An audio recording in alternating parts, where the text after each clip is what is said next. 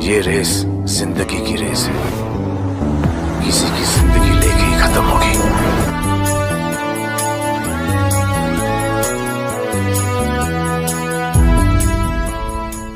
20,000 करोड़ का स्कैम।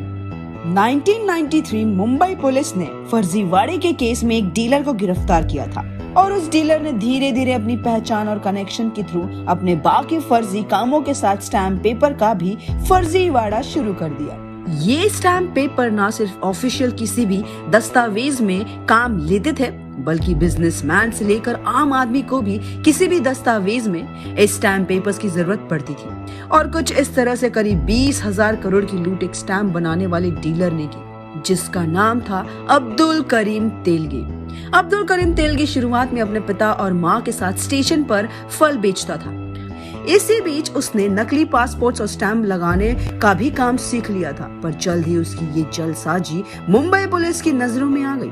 उन्होंने तेलगी को हिरासत में ले लिया, जहां उसकी मुलाकात हुई राम रतन सोनी से, जहां से शुरुआत हुई स्टैम्प पेपर के फर्जीवाड़े की स्टोरी, जिसे लोग स्टैम्प्स पर स्कैम या तेलगी स्कैम भी कहते हैं।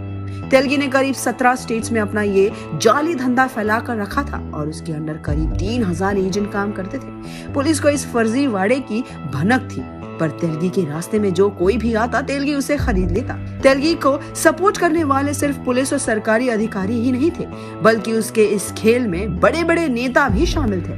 कहते हैं कि जिन स्टेट्स में तेलगी का स्कैम फैला हुआ था, उन स्टेट्स के सीएम को तेलगी ने करोड़ों की रकम देकर उनका मुंह बंद कर दिया था और उन्हें अपने पक्ष में कर लिया था। पर फिर एक दिन तेलगी के इस फर्जीवाड़े का खुलासा होता है। बैंगलोर में 2 लोग इन इलीगल स्टैम्प्स की खरीद फरोख्त करते पकड़े गए थे।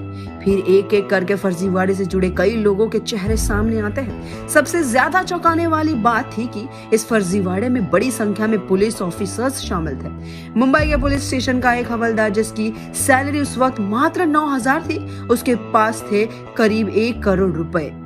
इसी तरह इस केस से जुड़े कई लोगों के पास से करोड़ों रुपए बरामद किए गए, जो कि उनकी सैलरी से कई गुना ज्यादा थी। जेल के उच्च अधिकारियों को भी जब तेलगी के जेल में चल रहे खातिरदारी के बारे में पता चला, तो उन्होंने उसके खिलाफ भी स्ट्रिक्ट एक्शन लिया, जिसे लोग तेलगी लाला बुलाया करते थे, जिसकी पहचान बड़े बड़े सीएम और मिनिस्टर्स से भी था। सब ने समय रहते इस केस से हाथ पीछे हटा लिया।